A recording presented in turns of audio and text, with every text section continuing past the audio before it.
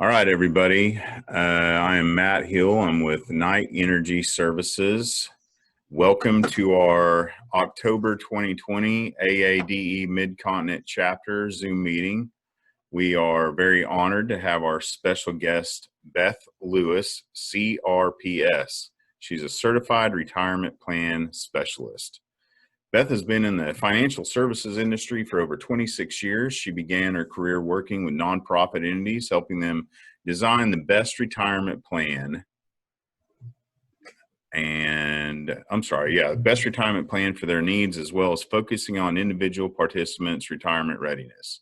She spent several years as vice president at Oppenheimer Funds Incorporated in the retirement plan division. She served as a national speaker on the retirement plans for Oppenheimer Funds, where she helped educate financial advisors in the technical design and legal issues of group retirement plans. Beth provides financial education and literacy programs for employers and community centers throughout the Oklahoma City metro area. Beth serves as a fiduciary advisor to her clients and provides individualized one-on-one financial planning for her clients. Beth also specializes in helping business owners design retirement plans that work for their unique situation.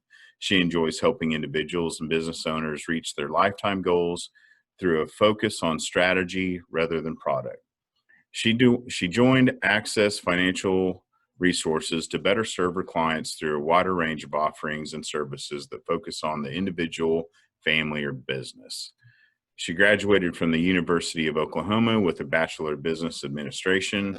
She has a CRPS, the Certified Retirement Plan Specialist designation, and is currently studying at the Financial Transitionist Institute. She and her family call Norman, Oklahoma home. Beth, thank you so much for coming in today. Anytime. Thank you. I feel really bad now for sending over a lengthy bio that you guys had to sit through, but I thought I did okay reading it. You did great. Well, Beth, thank you for get started, and I sure do appreciate you. Yeah. So, like Mike said, my name is Beth Lewis, and I am a member of the Society of Financial Awareness, and we call it SOFA for short. SOFA is a nonprofit entity, and their sole focus is to bring financial education into our communities. Because if you think about it, we're not really taught finance in school. And so what we learn is probably from our parents, and that could be a good thing or a bad thing. And as we move along through here today, please jot down any questions you have, and I think we'll get to those at the end if you type them into the chat session. So as we're seeing change in the oil industry, especially in Oklahoma, I was asked to discuss the different choices facing us when we change jobs with our employer retirement plans. And so I'm going to cover transitions that we face when we do change those jobs, and then I'll get into the technical aspects of moving retirement plan money. This is a quote we use: when money changes, life changes, and when life changes, money changes. And if you think about that, you know, if we go through a layoff, obviously that changes our life and has a big impact on our money. If we get an inheritance, that changes our money and can potentially change our life. So as we're moving through these transitions, hopefully I can give you some tools to make methodical and rational decisions. If we look at money, most people don't think of it this way, but money really has two sides. It has a technical side, and it has a personal or an emotional side. And I've often said that if there was not that emotional side, most financial advisors probably would not have a job, because that seems to be a big part of why we're needed or hired. I have a client who is in the oil and gas industry. He actually trades natural gas futures and does a lot of day trading. Very intelligent, great with investments, does not need any help at all. However, he hired me to handle his retirement money and long-term money because he said of his day trading that he could either win big or lose big. And he didn't want the temptation of doing anything with his retirement money or long-term money. So there really is that emotional side. You see down there, we've got flow and struggle. Flow is kind of the positive way we deal with money. And then struggle are the challenges that we deal with with money when we're going through transition. So the identity compromised is a pretty big one. When I was on the corporate side, I was laid off because the company got out of the business. And it was a big part of my life. If you think about the amount of time you spend at work and with a company, often we spend more time than we do with our families. And so when that goes away, either if you're ready for it or not, it can feel like a big piece is missing, almost like you've lost a loved one. You can have confusion, you can want to withdraw, all kinds of things that we want to try to negate as we're working with our money so that we don't make bad decisions. So decisions and choices that we make during major life events with our finances can have very long-term impacts. And so because of that, transition became an area of study for financial advisors. It's really hard to make the best decisions of your life when you're tired, overwhelmed, or have lost your sense of identification, which were the negative aspects that we just looked at. If we think about the four stages, we've probably all been in anticipation for some time now, since the decline of the oil industry, and certainly with the changes we've had this year with COVID and remote work and all of that. So we've probably all been in a state of anticipation. Ending happens when you have that event, whether it's retirement, a forced retirement, a layoff, that event that we can't undo. And that's the time that we want to try to give you tools that you can use so that you make decisions that won't negatively impact you financially in the long term. So this is a worksheet. I'm going to show you several worksheets. If you want a worksheet, just email me or call me and I'll email them to you. This one you probably really don't need the worksheet for. It's something you could do yourself. We call it the decision-free zone. And it's kind of a timeout from making any really non-essential big financial decisions. And so if you think about when we have the event, again, whether it's retirement, layoff, we want to think about the things that we have to do immediately. And a lot of times we'll feel the need to make these big financial decisions and we don't necessarily have to. So I just threw some examples in of things that maybe if we were laid off that we would want to do now.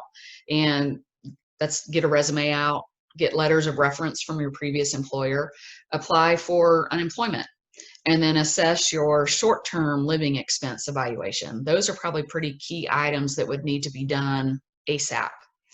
And then to put off a little bit longer, you could really get into your job search process, get a recruiter. The health insurance continuation, that could really either be a now or a later. My husband was also in the oil industry and was recently laid off, and is fairly common with working in oil. A lot of times that person is the one that carries the health insurance. So that can be something you either have to take care of right away. In our situation, we have a child with health issues, so it was a right away for us. And then I want to highlight one thing that you can postpone, and that's your 401k rollover evaluation. That's not necessarily something you need to do ASAP. For a lot of us, that is a significant asset that will affect our retirement. So we want to make sure we can think clearly and be objective with that decision.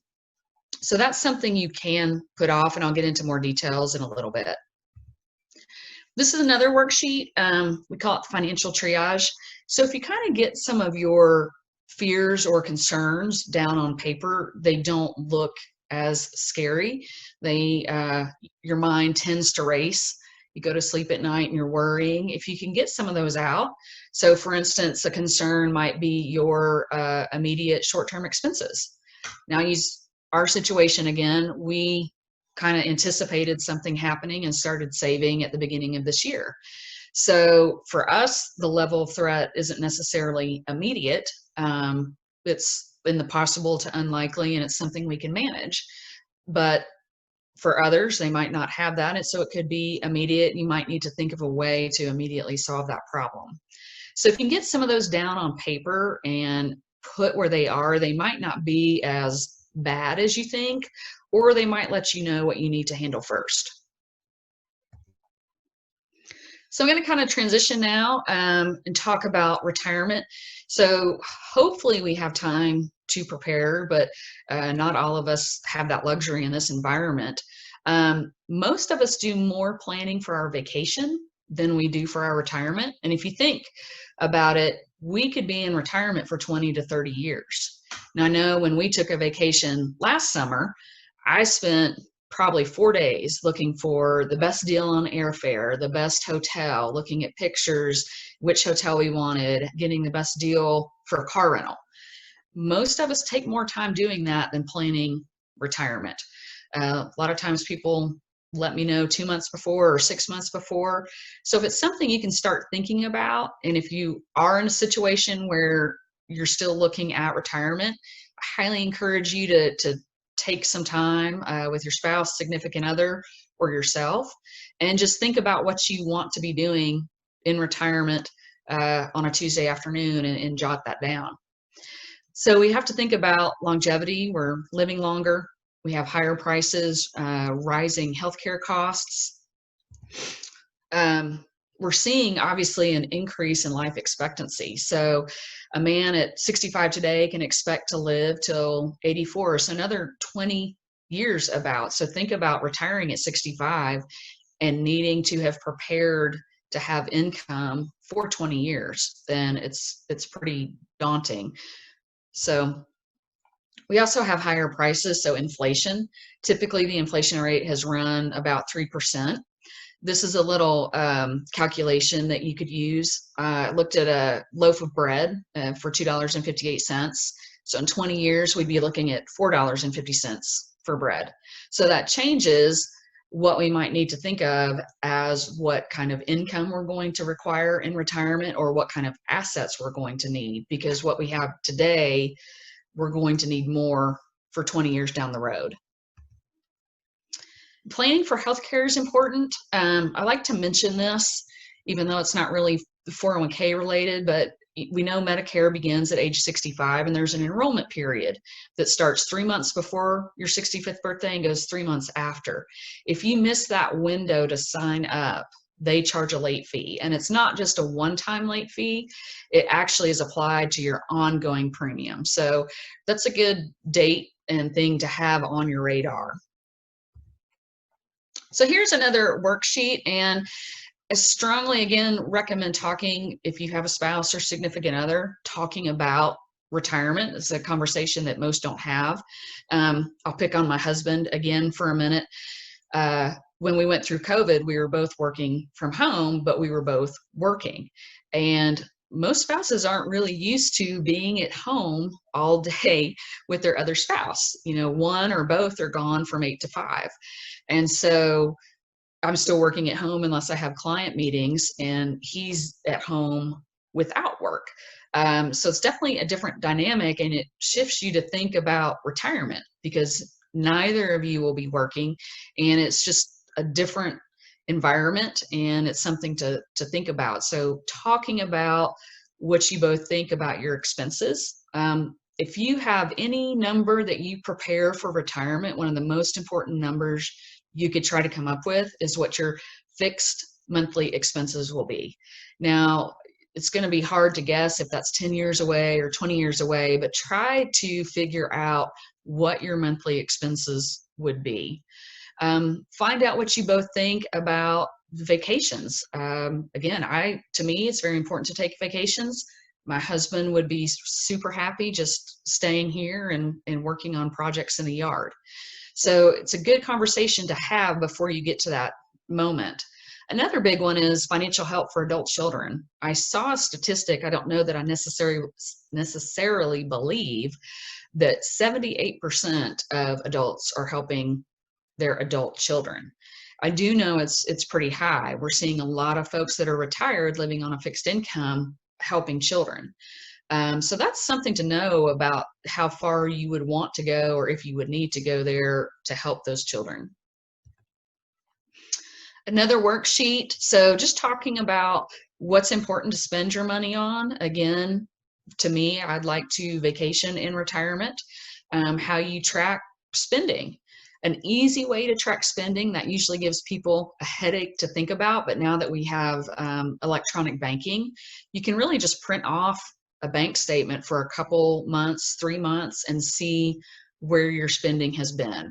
You don't necessarily have to do big spreadsheets and take a whole weekend to figure that out, but good idea to know what you're spending and what you're going to need. And these are all things that you probably want to be on the same page about how you're going to save, who you would share your money with in discussions with your significant other. So now I will get into what we do with those retirement assets when we face a transition. So here's the choices that we have. You can, one, take the cash.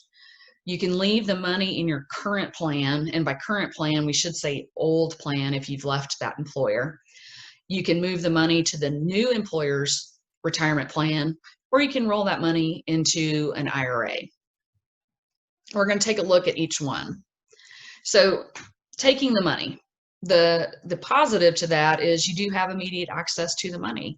And right now in the situation we're in, with the decline in the oil industry, with COVID shutting a lot of things down, folks need access to their money. And so that will be a place to look if you have to for emergency funds. Some of the cons on that are you lose your tax deferred savings potential, and I'll explain a little bit more about that. When you're in a retirement plan, and when I say retirement plan, I mean a 401k, an IRA, a Roth IRA, 403b, 457. Those investments grow tax deferred, meaning you don't pay taxes on the growth currently. It's a very powerful savings tool, and I'll show you a chart in a minute. But if you take your money out of those retirement vehicles, you lose that potential. You may have penalties if you withdraw your funds prior to age 59 and a half. You may lose your retirement savings, money that you need in retirement. And then you have tax consequences to that. So depending on how that money was structured, for example's sake, I'm just going to say in a 401k, you did not have any Roth money in there. If you pull that money out, it's 100% taxable. That is because you have not paid money on the salary deferrals you made, and then you have not paid taxes on the growth. So when you pull that money out, it will be 100% taxable as income tax. So this is just a comparison when I mentioned tax deferred of a $250,000 investment that grew. You have a taxable account, which is just, let's say, a regular investment account that you pay taxes on every year, and then a tax deferred. So that would be any of your retirement accounts, and then tax-free. So as you can see, there's a pretty significant difference between the taxable and the tax deferred. So if you can keep money in those retirement accounts as long as possible, it's beneficial. Let's look at another example of the cashing out. Let's just take a $100,000 account. We'll assume a 25% income tax bracket. So some plans, you need to check your plan's rules, will automatically withhold taxes. They won't necessarily give you that option to not withhold. So this may be elected for you. Otherwise, you're looking at about $25,000 for income tax. State taxes, about $8,000. In Oklahoma, it runs about 5%. And then if you're before age 59 and a half, you have a 10% penalty. So cashing out, you can see that you've lost almost half of your retirement account. So if possible, last place to take money, but again, we're in trying times, and it's going to be a place where folks can get financial help if they need it. So leaving the money where it is, and I'm talking about if you've left employer A and you're either not working or going to employer B, leaving it in the old plan. Your tax deferred growth still continues. You don't have the 10% penalty, and you don't pay taxes. Those are the pros. The negatives to that are your investment choices are limited to those that are offered by your old employer. There may be less flexibility on future distributions and withdrawals. And then I've got no stretch options available. I'll get into that a little bit more with the IRA rollover. And then your plan expenses may be higher. So with 401k plans, there are internal expenses that we don't see. There is fee disclosure. If you log on online to look at your plan, you can sometimes see that, or if you can dig down into the investment expenses, you can find the expense. But there's an expense to running a 401k plan. So there is added cost there. So let's talk about going to our new employer. The positives for taking the money with us, again, we have that tax deferred savings. It may give you an access to a loan. A lot of 401k plans have a loan provision. No RMD. So let me explain this. An RMD is a required minimum distribution. The IRS requires that you start taking money out of all retirement plans, 401k, 403b, IRAs, except the Roth IRA, by age 72. That used to be 70, they just moved it to 72. The IRS is not going to let you die with money that they haven't taxed. So they require you to start taking money out at 72. It starts out at 3.65% of your balance and increases every year. So if you've left your money in, or if you're at a new employer and you're still working, you do not have to take an RMD, even if you're past the age of 72. You could have your money in one place if you've moved from previous employers and put it into your new employer plan. Now, the downsides are, again, the investment choices are limited to those offered by your new employer's plan. With 401k plans, they are managed for the benefit of the plan. It's not for the benefit of any individual, but it's for the benefit of the plan. So that may not align with what your goals are. I have expenses may be higher, they could be lower. A really general rule of thumb is that a larger employer typically has lower costs associated with their 401k, and a smaller employer typically has higher costs. But again, they're hard to find. You've really got to dig in to the investments and those fee disclosure to figure out what they are. You may not have the flexibility for future distributions or withdrawals depending on plan rules. I run a couple plans that actually don't allow any loan or distribution withdrawal options. And a lot of folks are surprised to see that because they've come from a plan that did. So it's always important to check those plan rules if you think you're going to want to access your money. And then again, I'll get to that stretch option here in a minute. So let's look at an IRA rollover. The positives to that are you have the maximum flexibility of investment choices. You've got basically the entire world. If you roll over to Schwab, TD Ameritrade, E-Trade, Fidelity, you've got the entire investment menu available to you, from stocks, bonds, mutual funds, exchange traded funds. You've got the ability to consolidate your retirement savings. Now, I will say this is my preference for folks, especially if they've changed jobs several times. It gives you one place to consolidate your retirement. And I've actually seen folks who forget that they have a retirement plan at a previous employer. That seems unbelievable. And it's been pretty decent dollar amounts, $8,000, $20,000. I don't know that I would forget about those, but folks do. And so this allows you one place that's under your control to have your retirement plan money. You have the ability to roll over after-tax contributions. There are a lot of technicalities to that particular rule, but I would say if you have after-tax contributions in your retirement plan, you are able to handle them in an IRA, may not be able to handle them if you put them in a new employer's plan. You will have the ability to convert to a Roth, and I'll get into the difference between IRA and Roth here in a little bit. When I was talking about stretch options, and there was a recent change by the IRS for who is allowed to have this when it's only a spouse. But by staying in an IRA, when we get to that required minimum distribution, that is determined by lifespan. So if you were to pass away and it goes to your wife, they're maybe able to leave that in the IRA for longer according to their own lifespan. Loans are not available in an IRA. So if you're thinking that you might need access to funds, loans are not available there. There are penalties for distributions from an IRA prior to age 59 and a half. And this is very, very key, especially for those of us that go through layoffs and early retirement. With a 401k, if you keep your money in a 401k, and you are no longer working after age 55, you do not have a 10% penalty on any funds that you withdraw. If you are in an IRA and you are not 59 and a half, you will have a 10% penalty. So that's something very important to think about if you're leaving employment, if you're going to retire and you're between the ages of 55 and 59.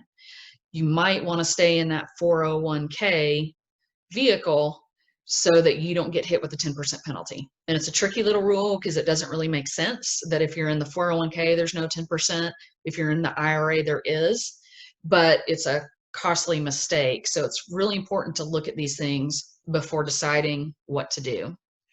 And then I think you need an analysis for the investment costs, expenses, and commissions. Typically, these aren't really done.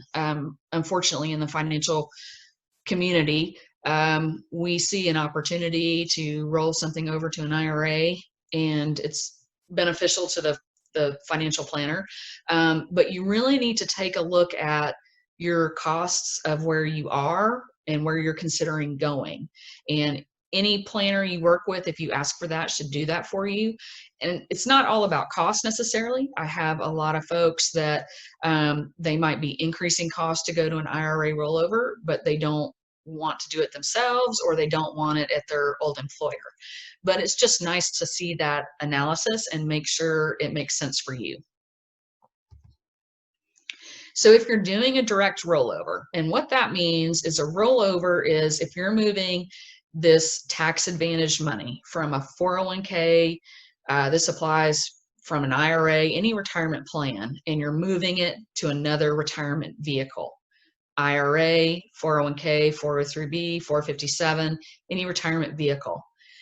If you do a direct rollover, that means you don't take possession of the funds. So that would look like if you have a Fidelity retirement plan at work and you're moving to Charles Schwab, the check would be made out to Charles Schwab for benefit of you. As long as that check is not made out directly to you, that is not a taxable event.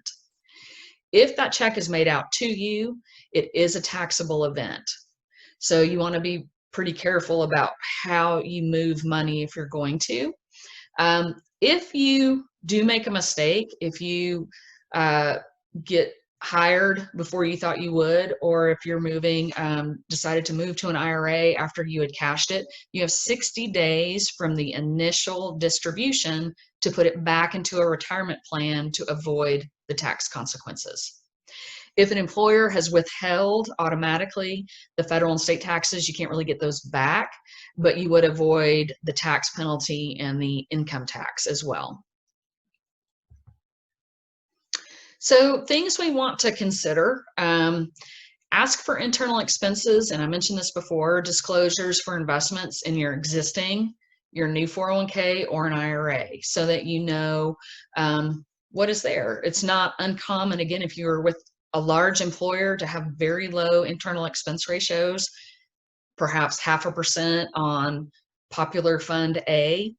You go to a new employer that might be smaller, they have the same popular fund A, but now you're paying 1%. So just important to know these things. It doesn't mean that anything is right, wrong. It's certainly worth always participating in a 401k. They're some of the best ways to save money as you're working, but it's just good to be aware of these. Know the plan rules regarding loans and distributions if those are going to be important to you. Know whether a plan you're moving to allows it or not. If you're working with an advisor for an IRA rollover, ask them if they are a fiduciary.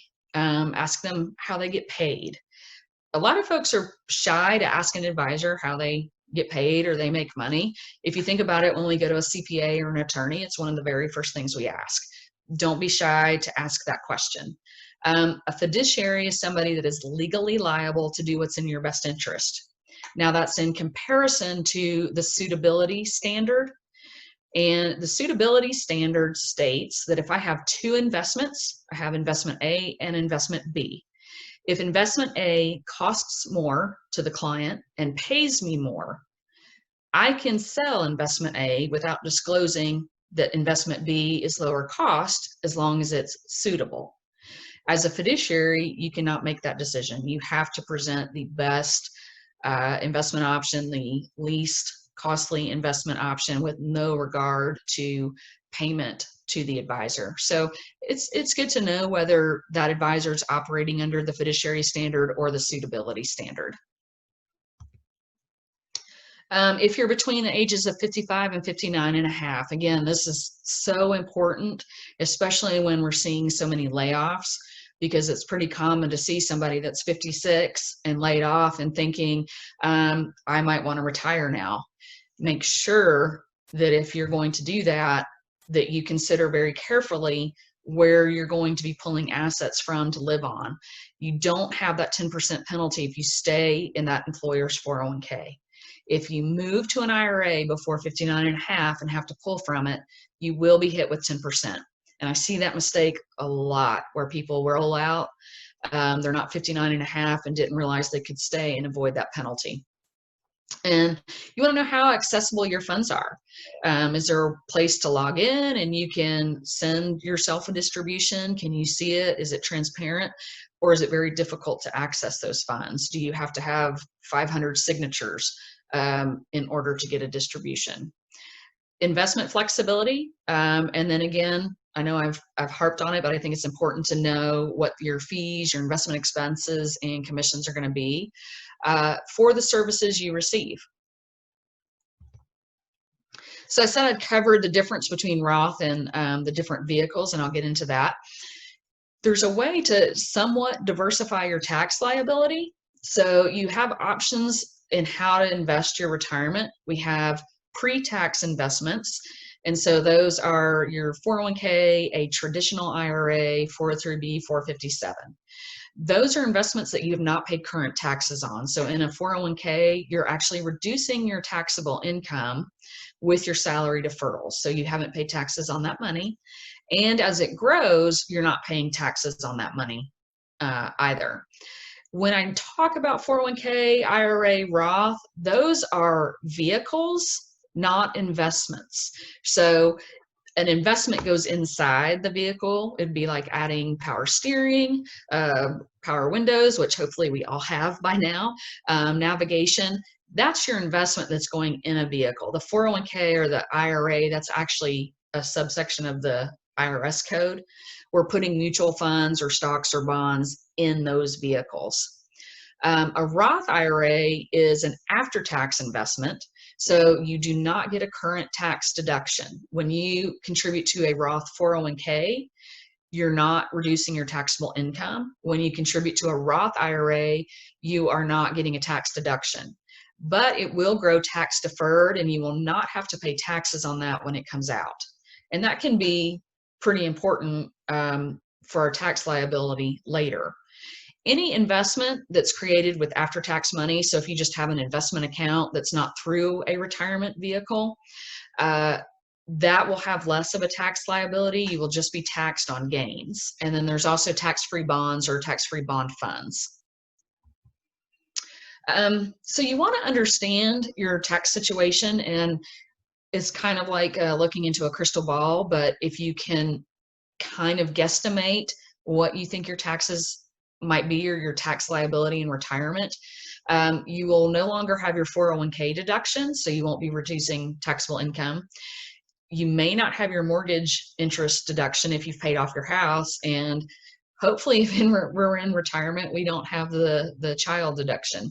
So you could lose deductions, and I've seen a lot of folks that actually end up in a higher tax bracket post-retirement.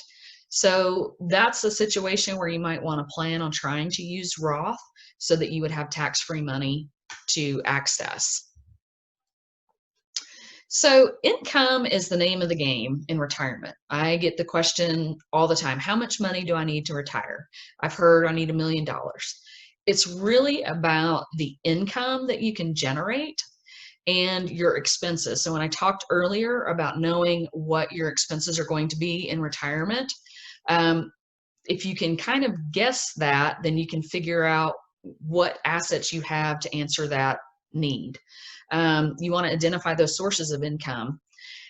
Choosing the best withdrawal rate, you've probably heard that thrown around a little bit, whether people take 4% or 5% or 3% from their investment. Again, it makes a difference how much income you need. I will say that if you're going to pull 10% a year out of an investment, you will probably erode that investment pretty quickly. So you also want to look at other sources of income. In managing risk, I bring this up because we're in a unique time where interest rates are rock bottom. And so most retirees had depended on bonds or CDs or investments that weren't considered as risky as equities for their retirement. But because they're not really paying anything, we've seen a lot of folks go into equities and maybe taking on more risk than they should. So it's a conversation to have if you're working with somebody. It's something to think about as far as your investments in your retirement and the amount of risk you can take. Social Security. So when I talked about knowing your fixed income, your expenses every month, if I can figure out that I'm going to need $4,000 a month, and then I see that my Social Security will provide me $1,500. Well, it sounds a lot better that I only need $2,500 a month for my investments versus the full $4,000. So knowing what your Social Security is going to be, if you have a pension, a lot of folks don't have pension any longer, but if you have one, they are very nice to have, and don't ever let anybody talk you into cashing them out. Employment. Now, a lot of us have the joke that, well, I don't want to be a greeter at Walmart when I'm retired. I will say employment in retirement is not necessarily a bad thing because we're living so much longer and we're seeing so many folks with Alzheimer's and dementia. And keeping that mind active and having association with people and different things, employment may not be a horrible idea in retirement, whether you need it financially or not. I'll say dementia impacted my family. My dad was an engineer who retired at 50, and that really negatively affected, I think, his brain because he just was not having the engagement and the intellectual conversations that he was having at work. Real estate is a great place for retirement income. So if you can have a rental house that pays a monthly income to you, there's a lot of college areas here around Oklahoma. We have Norman, UCO and Edmond, Stillwater. Those houses around campus and universities stay full pretty much all the time. So you can build up rental income. Let's look at Social Security real quick. Full retirement age is 67 for anybody born after 1960. So that's the age where you get the full benefit. If you don't know, I highly recommend go to ss.gov and see what your projected payments are, see what your full retirement age is. Those are numbers you definitely want to know. The earlier you take your benefits, obviously the more you reduce that benefit. And for every year after your full retirement age that you don't take benefits up to 70, you get an automatic 8% increase. I don't know any investment under the sun that has a guaranteed 8% return. So if you're in a situation where you can defer that, you receive an 8% increase every year. So again, go to ss.gov. They have not been mailing statements out, and know what your projected payments are and what your full retirement age is. I always get the question, is it better to take early than to take late? That's really, again, we're predicting the future. We're going to predict the date of our death. We'll look at the family history, the longevity. If your mom and dad passed away at early ages, there's chances are that you would too, and it might make sense to collect earlier. If both your parents live to 100, you have a good chance of also having that same kind of longevity. That's not taking into account the getting hit by a bus or anything like that. So it's hard to predict, but part is the income you'll need, and then whether you can wait to extend those benefits. So this is my public service announcement. It doesn't have too much to do with retirement, but a lot of us do not have our medical health directives, and going to an attorney and paying for that, or just getting the time to do that, has been one of the reasons most people don't have them. If you'll go to 5wishes.org, you can get this pamphlet for $5. And it is actually a legal document in the state of Oklahoma. You fill it out yourself. It goes through how you want to be cared for and what your health directives are. It only needs 2 witnesses. It does not even need to be notarized. Your 2 witnesses cannot be the person that's going to have that power of attorney, though. But this is a great way to make sure you have those health directives at any age. And I would encourage, if you have kids, 20s, 30s, 40s, have this in place. I unfortunately have seen instances. I have young clients, late 30s, early 40s, traumatic brain injury, who would have thought they were active. You don't think about these things at all, but they're desperately needed when you need them. So for $5, you can get a medical health directive that is a legal document. So please do that. That's it. I've put my email address and my phone number. If you want any of the worksheets that I talked about, I'd be happy to send those to you, or if you have any questions. And that is all I have, and I'll be happy to take questions now.